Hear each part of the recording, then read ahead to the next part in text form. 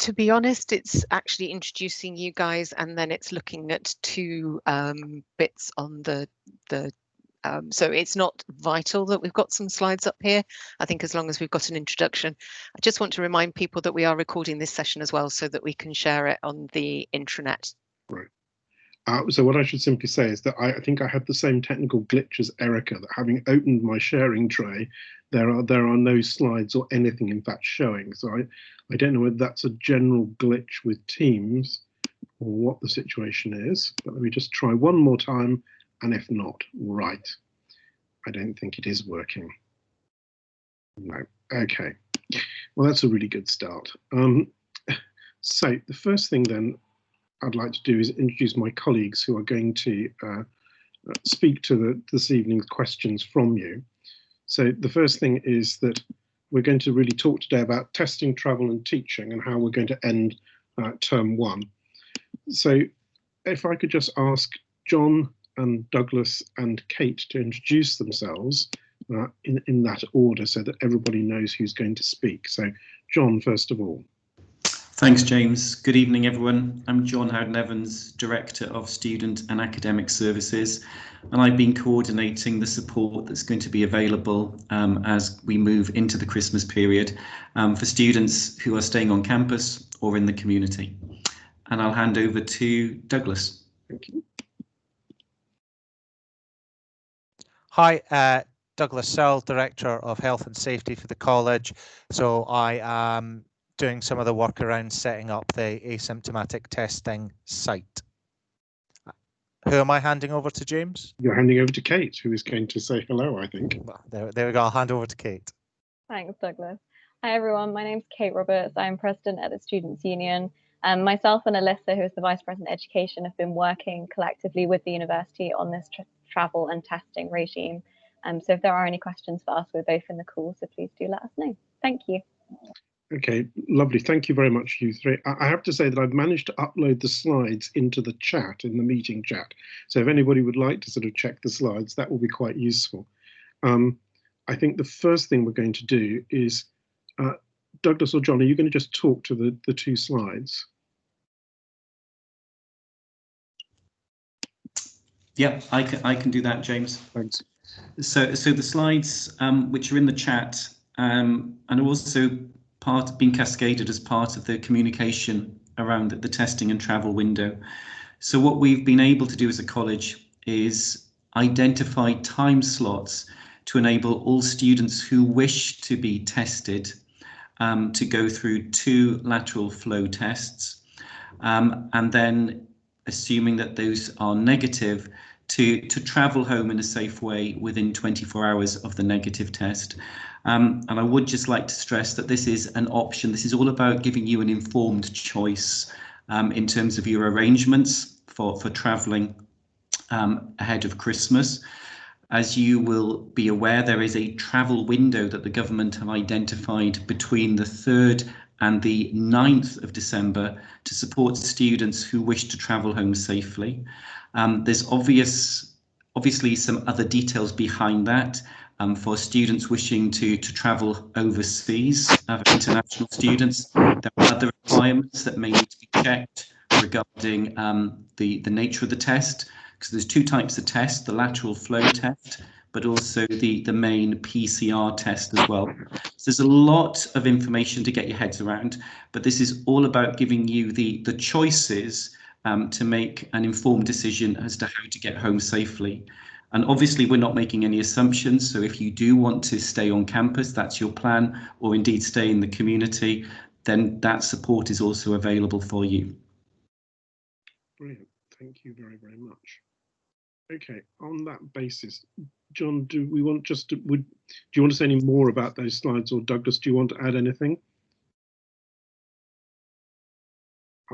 No, I don't have anything to add, James. Okay, I think then at that point we'll sort of move on to some questions. So first of all, I think, Erica, you had a couple of questions which were sent in advance. Would you like to just read us one of those? Yes, thank you. Hold on a second, I should just find them. Mm. I thought you had it ready prepared. I have.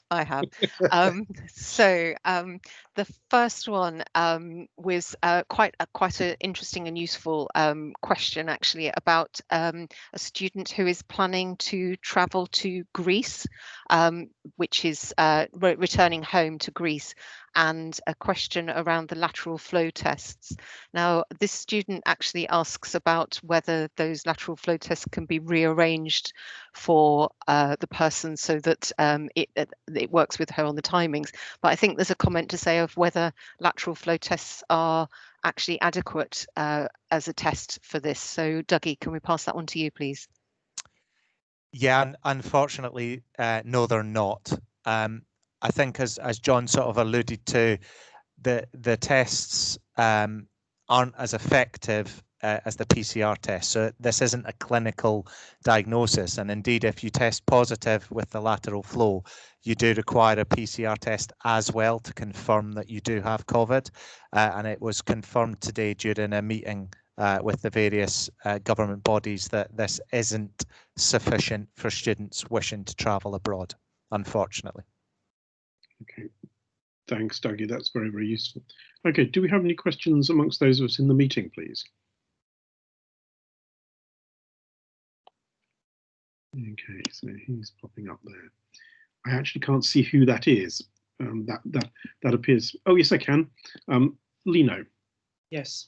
I have a question for international students wishing to travel after the date. I checked the planning, and I'm in Runnymede 2, so I'm supposed to have a test on the 5th and leave the 6th. Is it possible to take a test later and to leave later, but still inside the window?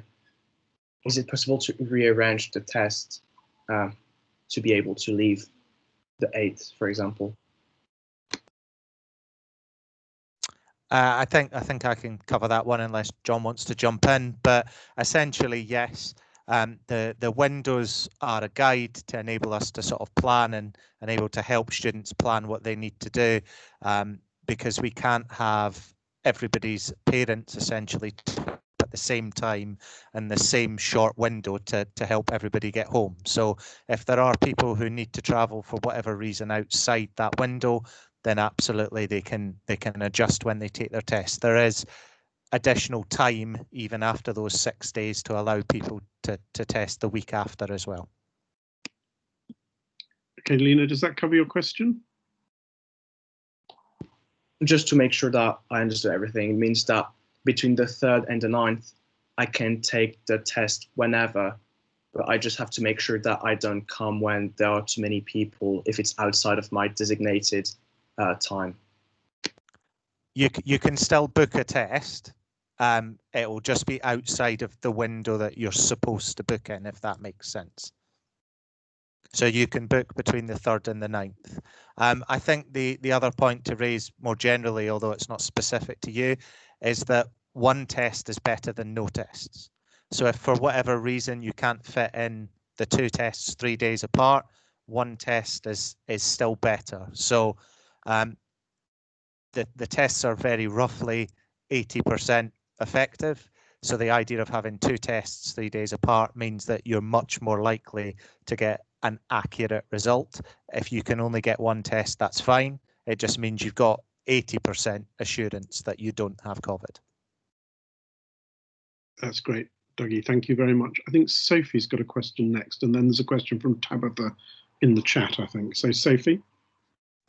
Hiya. Sorry if this information has been posted somewhere and I've missed it. I just wanted to know if there was a procedure yet for the moving out. Like, will parents be allowed onto campus to help us move out, or what will the restrictions around that be?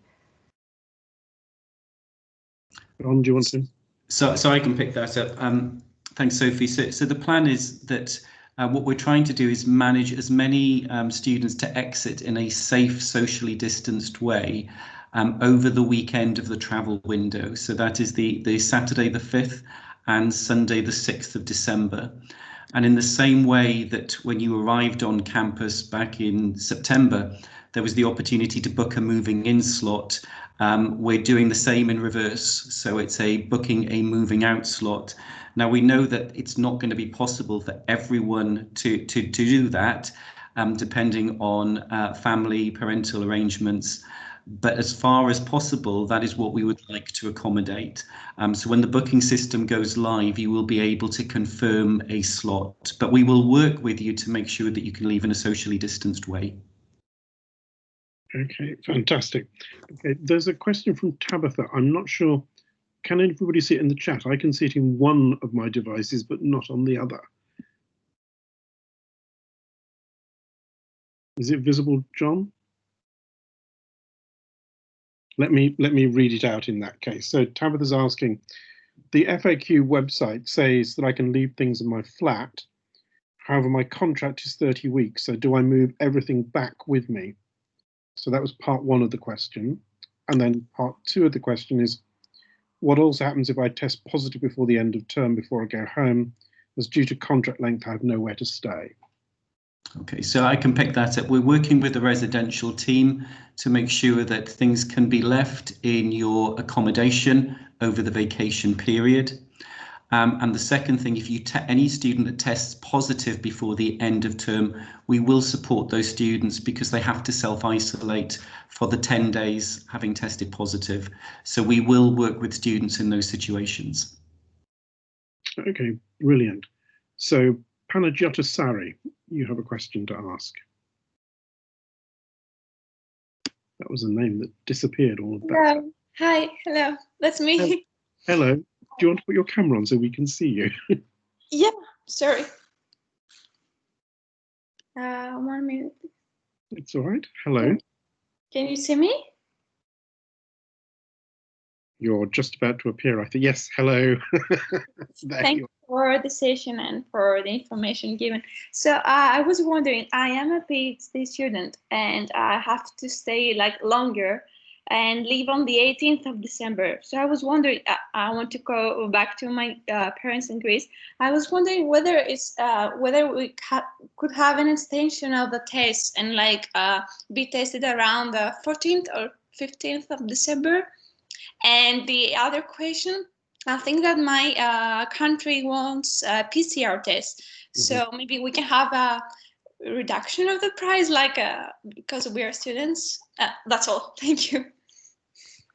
Yeah, so I can pick that up. So in terms of the lateral flow, it's due to sort of run till the end date it's run to, because that's how long essentially we can operate it for.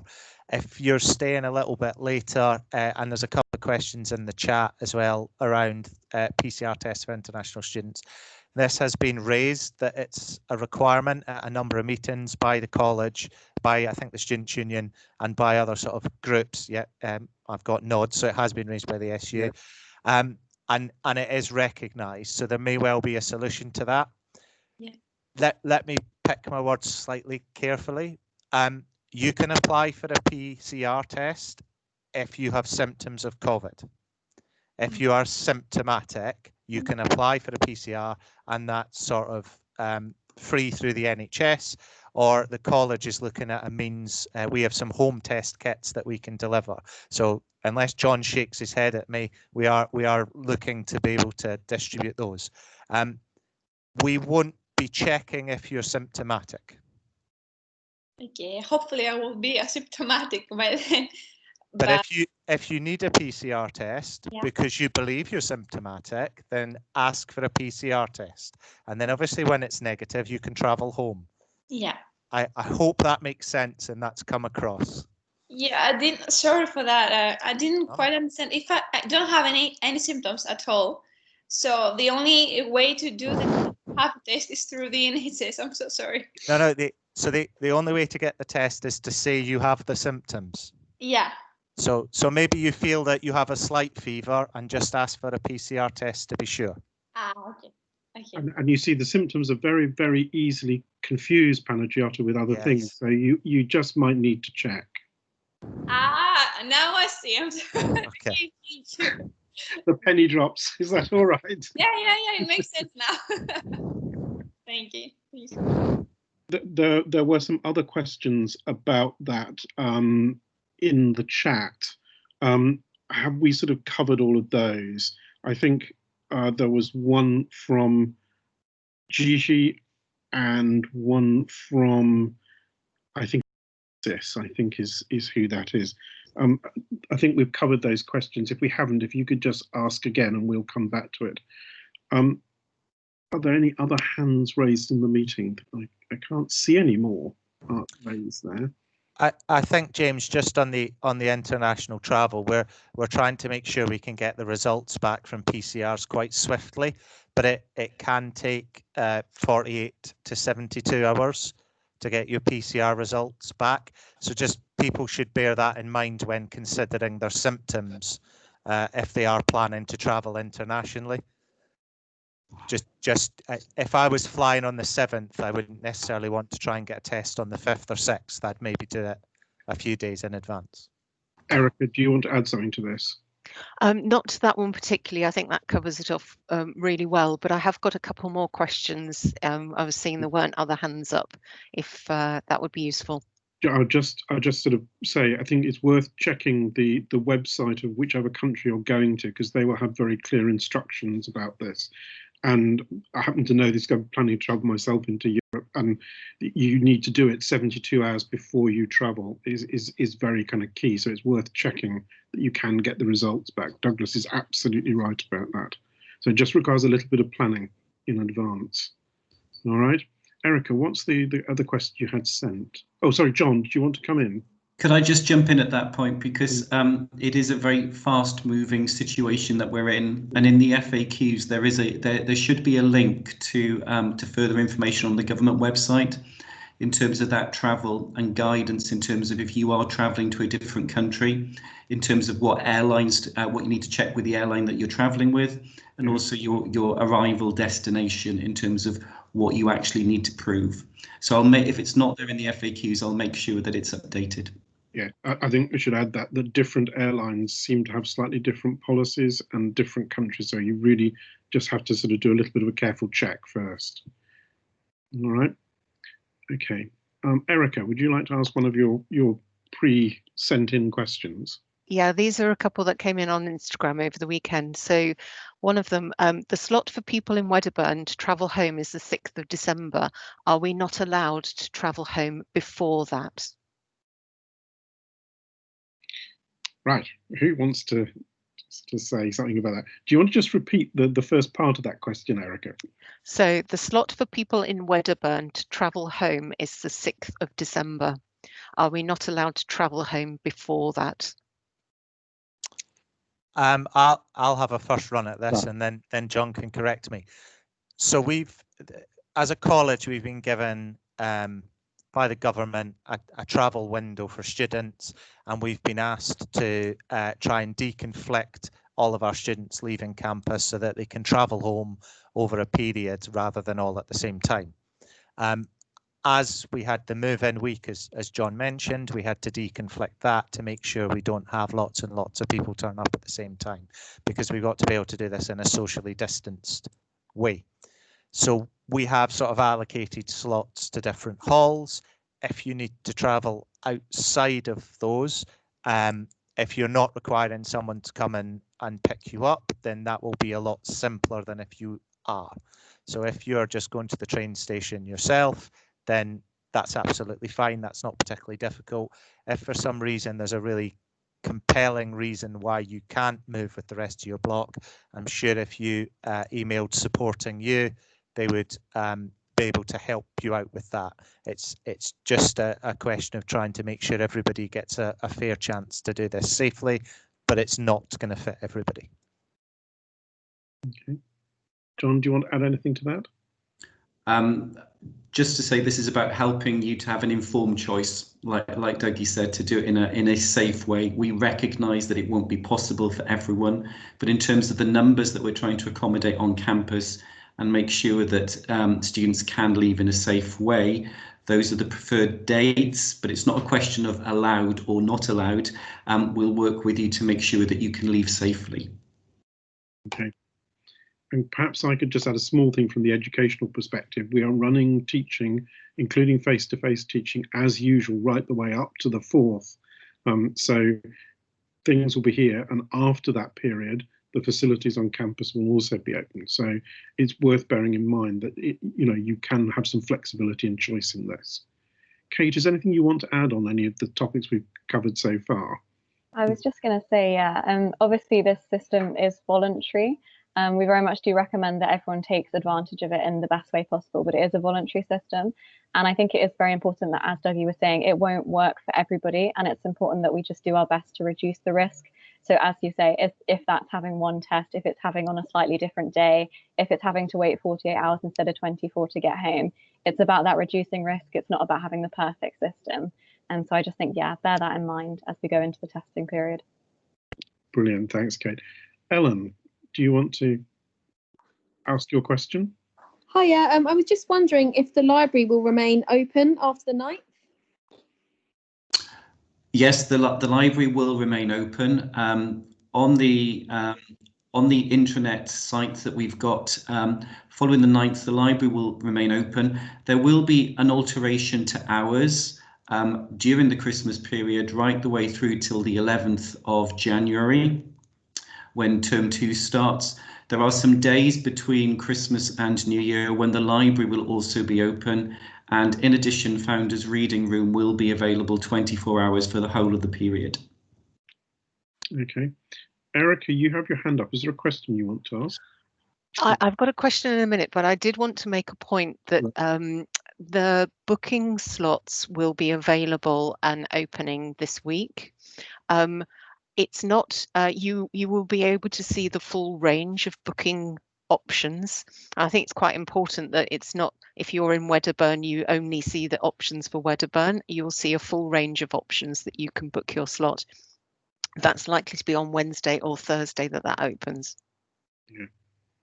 Okay, that's really helpful. Thank you, Erica. I think Sophie has a sort of a follow-up question about one of her flatmates. Sophie, do you want to come in? Hiya. So yeah, so one of my flatmates has a really high fever, and we did get a test and it came back negative, and she thinks she's got tonsillitis. But obviously, being first years and being away from home and feeling this unwell, she wants to go back home so she can get the proper care from her family. And we were wondering whether it was safe for her to do this. Can I jump in at that point and say absolutely, in terms of being able to travel for medical reasons back to your support bubble at home, that is absolutely fine. What I would say, if there are any issues, the wellbeing team are here to support. Okay, Sophie. So if your flatmate needs to get in touch with us, we can help. Okay. Thank you. Can I add a little bit to that, James, as well? Yeah, just to be really clear, it's been mentioned this is voluntary. None of this is about the college trying to stop people go home or prevent people going home in any way. We will not be putting up fencing and posting security around blocks. What this is about is letting people make better choices, more informed choices, so that there's an option here to let you take a test, so that you've got a lot more confidence that you're not taking COVID back home to your family. It's not 100% guarantee, but what it is making it much less likely you're going to take it home to your family. And equally, the booking slots is about, again, making sure that we can get everybody back off home safely. We don't have parents from all around the country congregating at the same place in a non-socially distanced way and then potentially ruining people's Christmases. So, none of this is the college being prescriptive and stopping people doing things. Yeah, I think Dougie's point there about risk reduction is really important. It is about reducing risk in the best ways we can. And as Kate has raised and as Dougie has repeated, this is about you making informed choices, I think, about just how you kind of deal with going back home for Christmas. Okay, Erica, you had another question, I think. I did. I'm just going to read this verbatim. If a person in our household, in my case, Founders Corridor, tests positive for COVID-19 on one of the test dates, i.e. the 5th, will people in the house that have tested negative have to isolate for 14 days? I can pick this one up. Okay, John. So we've looked into this in great detail because the various guidance that came out wasn't the easiest to read.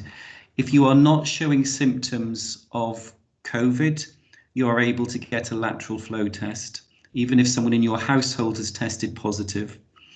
Assuming you test negative, you are able to travel home, but it is advised that you continue to self-isolate at home for up to 14 days from the date that your housemate, your close contact, first showed symptoms of COVID.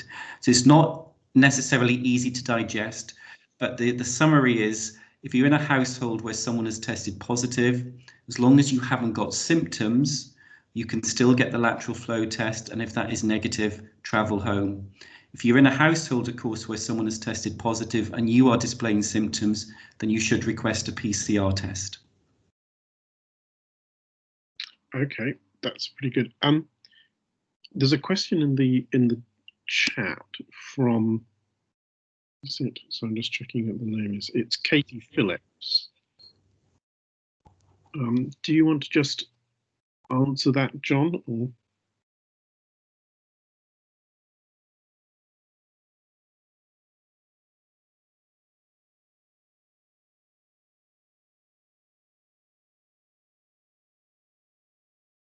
I don't think that that's quite correct, is it? I didn't think that was the case. I thought we'd looked at the assessment window to make sure that students were supported in travelling. Yeah, I think if they're in the week of the testing, there should be no problem about doing your tests, exams, and having the test, the COVID test, simultaneously. And once the tests for COVID are finished, then you can go home. Is that, sorry, it's Katie, is that the point of your question? Yeah, no, thank you. Basically, we've still got the three 70% weighted exams going ahead. And what I just don't want to do is obviously trying to book the tests and obviously having to like move in the 24-hour period while exams are still going on. So would I be fined if I waited until sort of like the latest test point, but obviously that would leave me travelling outside the government recommended window? Why would it leave you outside the window? Because the window runs to the 9th, Katie. I'm just a little bit... But isn't the last test on like the 8th of December or something, like the second last test or something like that? Sorry, you mean your assessment? Yeah, my last assessment is on the 10th of December. That's an interesting. I think can we pick that one up with you offline? I think we just have to sort of find out what the exact details are. Yeah, no, that's fine. Sorry. No, it's fine, Katie. We'll try and work it out. But we can't. Go on. Can I just come in that, because there's a sort of slightly tangential point. So the recommendation is that once you've had your second test, you go home within 24 hours. But again, you don't necessarily need to. The reason is obviously once you've had your second negative result, you should travel home before you have a chance to mix with anybody else and potentially pick up the virus. But if for whatever reason you need to stay a bit longer, then that's absolutely fine. Partly, pardon me, it depends on, how much self-isolating you do, your household, and sort of your personal circumstances. If I can just pick as well, James, there was a question before that, and I'm not going to try and pronounce the name because I'll do it a terrible disservice, so I apologise for that, which was about how long the results take to come back. So essentially, this is a pregnancy test type test. So it's a little plastic sort of rectangle that you put a couple of drops on, and you get lines after 30 minutes. So the results will be known after 30 minutes of the test. They then need to get uploaded to the NHS, and they'll inform you by email or text message. So we don't know the results, we just have the barcode, so the college doesn't know. The NHS will inform you. They are telling us that it's usually within a couple of hours of you taking the test, but it can be 24 hours. So likely a few hours and you'll get your results. Okay. Alyssa, you had a point you wanted to make. This follows on from Katie's point. She mentioned the prospect of receiving a fine if you do something outside of the window. If we could just clarify to students that the college will not be issuing fines. John, I don't know if you have anything to say around that. Thanks, Alyssa. I was going to jump in and say this is not about fining at all. We will not be fining students. This is completely voluntary. This is about helping you make an informed choice. This is not about penalising you. Katie, what I was going to say, if you want to email me afterwards with the details and dates of your assessments, just so I can unpick this so we can advise you fully, okay? I think the simple answer is that the window closes on the 9th, but you are not absolutely bound to travel on that date. And we're not aware that the government, I assumed from your question, Kate, you asked whether the government was going to fine anyone. We don't think they're going to do it either, and we're certainly not. So I think don't worry about that. I think the key principle, which Douglas sort of reiterated earlier, it's about trying to spread people out so that we're not all traveling at the same time. And so I think, you know, the occasional group of students or odd student traveling, you know, will be absolutely fine. And I don't think you'll have any problems at all. You all right? Okay. Are there any more questions? He says, I'm just. Oh, I can see that Erica, who has a lot of questions, has got her hand up again. So Erica, would you like to? So this is the last one that was submitted to us. So yeah, sorry about that. And I suppose I could read it lots of different ways. So I'm going to leave you to choose how you want to answer it as well. And that is, it says, how long will the asymptomatic testing last? Now, I'm not entirely sure that's, are we continuing to offer it this term? Are we going to be doing it next term? Or how quickly does it happen? So I'll leave that interpretation. You might want to each give a bit of an answer on that one. Yeah, so I think the answer to all of the questions, Erica, is we don't entirely know at this stage. So this testing has been rolled out on a couple of universities as test sites, including De Montfort, but they were run in a different way to how these have been run. So this is the first time universities have done this. So we will find out sort of how long it takes to get through the test centre when we run it and when we try it. In terms of the actual process, I can rattle through it very quickly. You turn up, you're provided 2 barcodes. You have to register those through an online website. So basically use your mobile phone, you scan the barcode, you say where you are, you put in your personal details, those go to the NHS system. You then go into the testing site, into a little booth, you're given a swab, you swab the back of your throat, you swab your nostrils in that order, very important. You then hand the swab over with one of the barcodes. You then take the other barcode and leave. So the whole process can take 5 minutes. It can take 15 minutes. It can take half an hour, depending on the queue, the number of people, that sort of thing. We're looking to make the process as quick and simple as we can in terms of queuing. We've got a capacity based on the tests, and we're putting in slightly fewer people than the capacity initially to let us check it works, and we can adjust it through the web portal. So in terms of the actual day, it's a relatively short process. If you don't have a device, if you can't register, we will provide a pad that you can register, and it will just take slightly longer. In terms of how long it's going to be here, at the minute, the government is providing this until December to facilitate this travel window, but we have also been asked to consider whether we can maintain it until the end of Easter.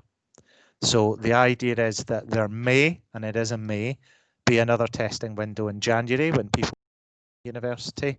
There may then be some form of testing throughout the next term. And then if we need to, we'll do this process again at the end of term 2. None of that is guaranteed. Essentially, we are provided the test kits by the government. So as long as they send us test kits, you know, we'll keep using them. But if they stop it for whatever reason, then we would have to stop or consider a different way of doing it. So our assumption is that this will be in place until Easter. Thank you, Douglas. John, do you want to add anything to that? I think the only point that I would add is that in just over an hour and a half, the government are going to speak again about what happens at the end of lockdown. And throughout all this, I think it's important to highlight that we've worked really hard to provide this option to help you make an informed decision. And things do change, which is why I can't stress enough the need to keep going back to the FAQs, because the information hub will be where we publish everything and all the information as it's updated as we get it. All right. Kate, do you want to add anything to this? No, I don't think so. Yeah, no, that all sounds good to me. I think there's another question in the chat. Yes, I was just going to just finish off. I think one of the difficulties that John has just alluded to is that the government often announces this information late and then shifts its position. And so one of the things that I think I want to say very clearly to those who are here is that particularly the staff from professional services have worked so hard to get this set up. The scale of the operation is very large. The complexity, as you're beginning to realise, is quite considerable. And so it's been a phenomenal effort, and I'm really sort of pleased that we'll be able to do it for you. And as Dougie and John have both said, I think what we're hoping is we're going to carry this right the way through, because it will make a huge difference to what we can do on campus and how things feel and how safe we feel. And what we want most of all is both you and our staff to feel safe on campus, because that's the foundation of being able to actually carry on doing the education. Alyssa, you've got your hand raised, and then I think there's a question in the chat. So, Alyssa. Thank you, James. It's just sort of to echo what everyone else has said in terms of the tests are there to keep yourselves safe and your family safe, and to facilitate you going home for Christmas. But also, if you're wondering if you're debating between getting a test and not getting a test, because you're worried that if you test positive, you won't be able to go home for Christmas, that's not necessarily the case. Naturally, if you do test positive, you will be required to self-isolate, because you don't want to, go home and take COVID home with you. But if you then have to self-isolate, and this goes past a certain period, just be mindful that, without undermining anything that has been said, you have self-isolated, and technically it is safe for you to go home. John, correct me if I'm wrong, if I've said anything wrong there, but... No, and I think this answers the question in the chat as well. Thanks, Alyssa. This is, if you do test positive, then we will support you to self-isolate in the way that we've been supporting you since September, when the first cases arose. So please don't worry about going forward for the test. If it is positive, if the first lateral flow test is positive, or the second, and therefore you require a PCR test, we will support you to self-isolate. The testing window is very much designed to should you need to self-isolate, you can still travel before Christmas if that is your intention, okay? But this is not the case. So the university is not closing down. We will continue to support you if you have to self-isolate, indeed, if you are staying here over Christmas. Okay, that's brilliant. Now, I can't see, I'm just checking here, I can't see any further questions. Sorry, James, just on that question in the chat, I think they mean between the two lateral flow tests. I think they do too. I mean, I can come in on that, or do you want to do it, John? Well, you don't have to self-isolate between each test. It would only be a case if after your first lateral flow test that came back positive, and then you'd have to request the PCR. So I misread the question, my apologies. You don't have to self-isolate unless you're showing symptoms of COVID. Yeah, if you get a positive lateral flow, you do need to self-isolate till you get your PCR result. So there is a very small false positive rate on the lateral flow tests.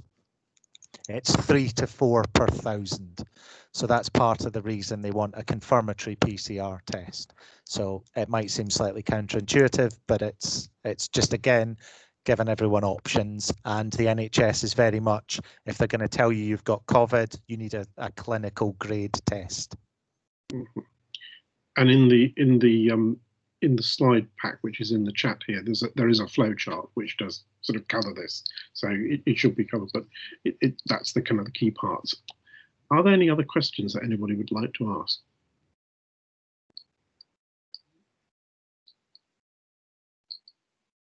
Gosh, that's a resounding silence. Are we sure? This is your chance. We're here.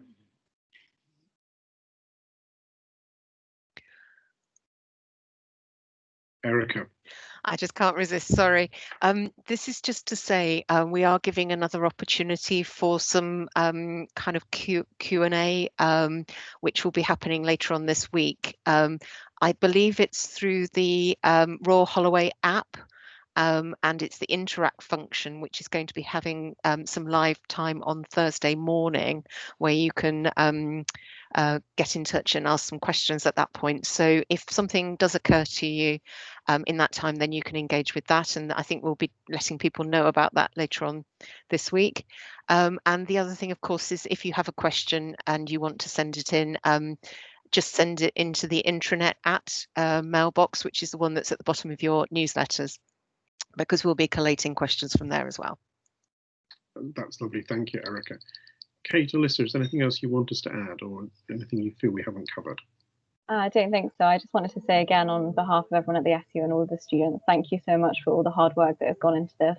I appreciate it's been a massive undertaking, but we really appreciate the effort to getting students home safely. So thank you so much. Great, thank you very much. I'm sure we'll convey that to all of the colleagues in professional services who are working very hard. Alyssa, do you want to add anything, or you? I think I'll just have to echo what Kate said, and like we said, that they are optional, but they are strongly encouraged, just for peace of mind more than anything. It's definitely worth going to get one. I will be getting one next week, and it will be filmed, so if you'd like to do that, then go for it, but it will take you through sort of the process of going to get a test. And obviously more information will be provided on how to actually book the test later on in the week, so keep an eye out for that. And as everyone else said, if anyone does have any questions, drop either a message via the student intranet, or also if you have specific questions about the academic, I strongly recommend speaking to your department or your school, as they can provide specific information on a module or assessment, something like that. That's probably your best route to go. Thank you, Alyssa. That's really helpful advice as well. John. Just very quickly from me, to thank everyone here for asking the questions. In a former job, I used to be a solicitor, so I'm used to interpreting quite complex information. But honestly, this is a real team effort trying to interpret what has come out in the last fortnight. And if you have any questions, we would rather know about the questions, because that helps us then articulate and explain what you need to know. Just something very quickly for any students who are in halls of residence on campus. The Hall Life team will be pushing out a survey via the app to help us to understand your intentions for Christmas. And that's another way of making sure we've got the information that we need to support you accurately in terms of your plans over Christmas, whether you're staying or going home. So when you do get that request to complete the survey, please can you complete it? Thank you. Brilliant. Well, look, everybody, thank you very much. Thank you for all of your questions. I hope that was enlightening. If you've got further questions, please do contact us in the various ways that have been suggested. And we're only too willing to help and try to sort of clarify things for you. As John said, I think I was told there have been 47 documents have been sent to us about the nature of this testing system. So it is quite a labyrinth, and we're trying to make it as clear and as simple for everybody and as helpful and supportive. So thank you very much. Have a good evening. And I think I probably now need to go and feed the cat. So I'll see you all later. Thank you very much. Thanks, everyone. Good evening. Thank you.